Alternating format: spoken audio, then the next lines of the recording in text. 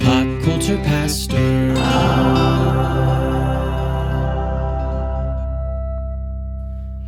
All right, Ethan, I sometimes like to delve into science. It's a great subject. It is, and I like to because I feel like there's some kind of cool truths that we can look at and observe and really kind of have a good conversation about. Sure, yeah. And so there was this study on Noom. You heard of Noom? I have not. It's like a weight loss app or a healthier eating app that Okay. just trains you. It's not like about, any fad diets or anything. It just trains you to like just make healthier choices. Right. So they did this poll and they found that adults spend an estimated 3 hours a day deciding what to eat. That's a lot of brain power. What to eat, also what time to go to bed, and what to wear and what to watch. The average adult admits to changing their mind twice per decision, with more than 1 in 10 doing so 5 or more times. The average person, they decided, Noom, because this is science, makes 122 decisions a day. And there's not a one of them I would rather not ask my wife than what are we eating? Yeah. Oh my gosh, not going anywhere for 4 hours? Yeah. Because that's like pulling teeth. She's not going to answer that question. Well, first I'll say that number has to be way higher for anyone in education. Just speaking as a teacher, like anything under 500 decisions a day by lunch is you're not doing your job. They just did this study about all these choices and decisions we're making. 68% find it hard to make or stick to a decision. That's almost 2/3 of people. If they can manage to make a choice, it's Right. hard for them to stick with it. I feel outed here. Honestly, that's me. Yeah. Because I make all the kinds of choices. I hardly ever stick with them. I think that's probably a fair statistic, because I feel like you decide on something, but most of the time it's not like you're choosing it and then immediately changing your mind. You choose something and then you're like, but the other thing has this, and this, and then it's like you convince yourself that the other thing is actually better. Yeah. So eating, though, that's not something I tend to go back on. Yeah. Normally, my first choice is the choice, but I do find it hard to make decisions. Honestly, it depends on how many decisions I've already made during the day. Right. I think my brain has a quota, and once I hit that quota or a ceiling, I'm done. And you get home, and your wife's like, "Hey, what should we have for dinner?" And my brain just goes, "Ah, Yeah. no!" Yeah. No, I mean, for me, it's just I open the fridge and I'm like, okay, what do I have? Like You're still young. I'm like, one, do I want to cook or do I want to eat leftovers? And then, okay, I want to cook. What do I even have that I can make? Yeah, you're still young and single. Yeah. Like when I was your age, it was just open the cabinet to the large treasure trove of ramen. Oh, I know what I'm having for dinner. Yeah. 2 packs of ramen. That's right, 2. Because enough sodium to kill a small horse is just not enough. So you got to go with 2. See, I've upgraded. My go-to is spaghetti, because spaghetti is just my favorite meal anyway. Yeah. And it's just like, boom. Now, do you do it college kid style, where you just do the noodles and buy the jar of red sauce, or do you actually like brown up some I meat? brown the meat sometimes. look at you. Sometimes, and then you get the Texas toast. Oh, wow, Texas you're cultured. Yeah, you put it in the air fryer. I mean, you're pretty much Olive Garden. I know. Unlimited French toast, yes. Unlimited Texas toast. So we've been looking at this study for the things we struggle at making choices on, the decisions. This is a bonkers statistic right here.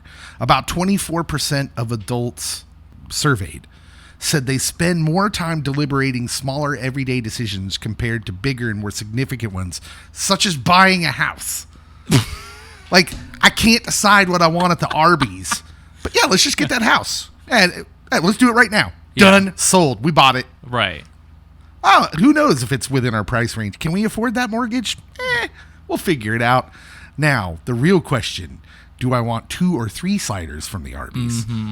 I don't know. See, I actually think there's a reason for that, because like with big purchases like houses and stuff, I think that's more like I need to get it because it's part of like my life. You know what I mean? Like you're supposed to get the house at some point. You're supposed to like, that's the next step. And so it's more about getting that object than putting thought into it.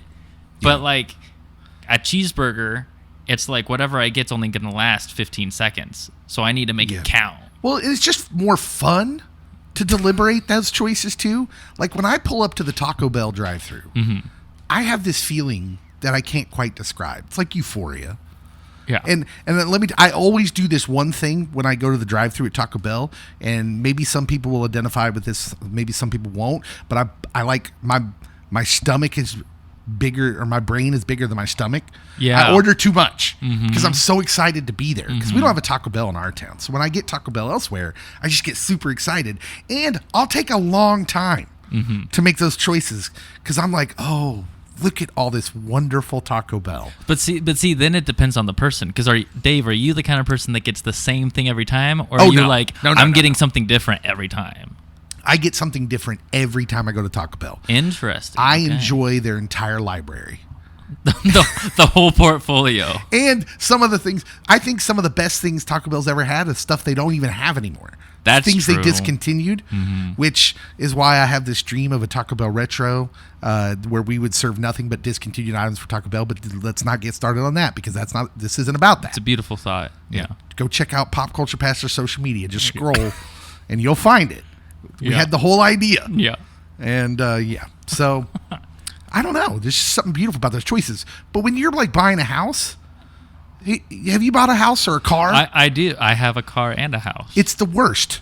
Because it's not after fun. you make the decision, you're like, you finally lose all that tension. You're like, okay, I think I want to do this. I think I can afford the payments. I'm going to do this. Yeah. And then they're like, please sit here because we have 12 hours worth of papers we need you to sign. Yeah. Like, oh. Yeah. Really? We just spent 4 hours with you going faking like you're going to go ask your manager if you can if you can meet this price, which you weren't going to. Right. I hate car buying is the worst. The worst. Why do they lie so much? Just tell me the truth.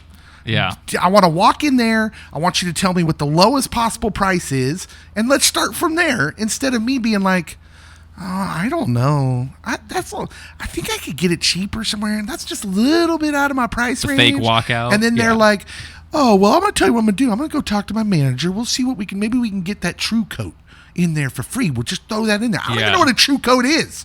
Like, what are we even talking about? And then this AAA roadside assistance. I'm like, I got that. It's called my dad. I'm 48 years old. I would still call my dad. Yeah. To help me with my car. I'm pathetic. No, I think that's reasonable. I mean, why pay for something you get for free? Yeah. That's what family's for, right? Obligated service. My dad is somewhere listening, being like, oh, man. Listen. I'm the youngest of 5 siblings, all sisters. There is something to be said for getting called, hey, haven't talked to you in 2 months. What's up, sis? I need you to come to Kansas City and move something for me. Like, that's 90% of what it is.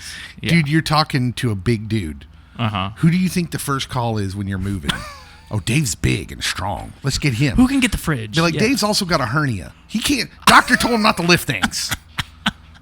Golly. Okay. This survey on choices is awesome, Ethan.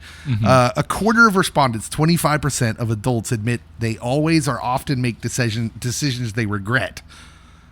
1 out of 4 adults admit, yeah, most of the decisions I make I regret at some point. That's a pretty high number. Yeah. I mean, I must say, I don't feel that way. Like, I don't get to the end of my day and be like, man, I made about 25% of my decisions today that I ultimately regret. See, I feel like that's too high too. I feel like maybe it's just me, but I feel like that's not regret as much as they're comparing it to other people's decisions. It's like when you like get a house. We were just talking about houses. Yeah. And then you go on Instagram and it's someone like, oh, I just bought my second vacation house at Maui. And you're like, okay, like I barely bought mine. Thanks. They said 31%, the highest regret felt were for unhealthy food choices. And I know someone was thinking it, like, Dave, you don't regret your food choice? Like, no, never. Yeah. Maybe someday I will. Yeah. Not currently. No, I mean, I'm trying to be funny. I'm kidding. Yeah. I do regret some choices, but not usually Taco Bell. Yeah. I don't regret that ever. Well, and it's also, I mean, like, everybody has regrets, but 25% of your daily choices, that's a lot of regret. Listen to the top 3 regretful Hit me. things about choices here. Mm-hmm. Unhealthy food choices, not exercising, and not prioritizing self-care. Those are the 3 highest things that adults feel regret. Do you think we have like body image problem here in America? Probably. You think so? Is Yeah, that a thing? A little bit. Golly, man. I mean, it's not like, look, we're not super healthy as a whole, but it's not all our fault either. We have this like shame about it, but like we've totally messed up food in this country. Yeah. Like everything's processed. Nothing's good for us. Is milk good for you? I don't even know. Yeah. For a couple years it's good, then it's bad. Eggs, same way. I'm not sure. Yeah. It's just it's terrible. More than 4 in 10 people, 41%, also admitted to being guilty of making impulsive decisions. That is like the most anticlimactic. That's not shocking at all. Feel like that was pretty obvious, but yeah, that's where we're at. All right, Ethan. Yeah. This is my favorite part about the survey. You got the giggles over here. Okay, I'm ready. Man. It's because sometimes we're just so helpless. People in general. We're just so, man, God must be up there looking at us just being them lovable scamps. Right. They just can't get over themselves. Like the southern woman. She's like, oh, bless your heart. Bless your heart. God's up there going, bless their hearts. Yeah. They just can't get out of their own way. All right. 44% of people in this study said they look for people with similar past experiences when it comes to finding a confidant to help them make a decision, while 41 other percent respectively look for trustworthiness or wisdom. So look, we're doing something good. We actually, almost half of us will understand and realize we're not good at making this decision. Right. So we search out like a mentor or someone in our lives that we diagnose as good at making the decision we're bad at. Yeah. Like, look at us go. We're awesome. And then it's followed by this. When turning to others for help on making a decision, 41% of that 41% do so because it helps validate their decision. I knew that was coming. As soon as it said they look for people with similar life experiences, I'm like, you just want someone who's not you, but is you, basically, to just back you up. Bless their hearts. Yeah. Bless their hearts. That is the most human thing ever. Yeah. I think I got a solution, though.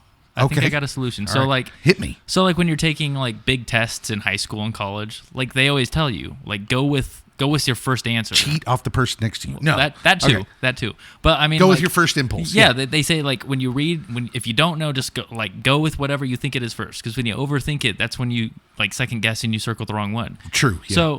So like, a little less impulse and more just like gut feeling. Yeah. Well, so I think the problem with our decision making, I know we have trouble making decisions, but then it also says we make too many impulsive decisions. Right.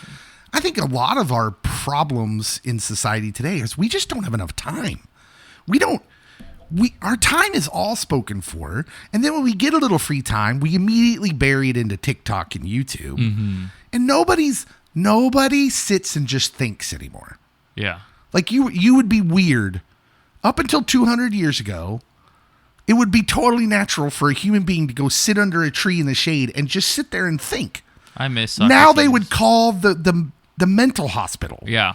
They would put you in a straitjacket. And because nobody does that. Yeah. That's just wild to think about. And then we're sitting here and being like, well, we're too impulsive. You don't say. No, it's weird you bring that up because, like, I saw, I don't remember where it was. It was either one of my students was talking about it or a coworker, but like they were saying that, like, more and more people, like, if you just tell them to just sit in silence, they can't. It bothers them. Like they're like I'm uncomfortable. I don't know what to do. Like, I feel nervous and anxious just from not having something think for them. Yeah. So yeah, we're not comfortable in silence. We're not comfortable, like away from noise and by ourselves, and we're not comfortable with our own thoughts. Right. That is a bad combo. So listen, this is like the self-help part of Pop Culture Pastor. You ready for this, peoples? 10 minutes after you wake up and 10 minutes before you go to bed, carve it out, put the phone somewhere else, and just sit there in silence. Like, look, this isn't even a Christian thing. You can pray if you want to, but just sit there in the quiet. Yeah. Just do that and see what happens. I don't know what happened. You might become like enlightened. They'll be like, oh, like, you might float off I'm the floating bed. off the bed. Yeah. All right, we got to get out of here. Clearly, I'm enlightened. I'll tell you what. My one wish starting the school year is my kids would do that. Just like get off the iPad, get off the Fortnite, like, and just you don't even have to go to the pool or anything. Just take a break and just experience what's around you. Yeah. For a few minutes. Man, that's great advice. I wish they would too. You want to come over and play Fortnite later, though? Heck yeah. All right. Where are we dropping? Pop Culture Pastor is off the air. We got to get out of here. We'll see you next week.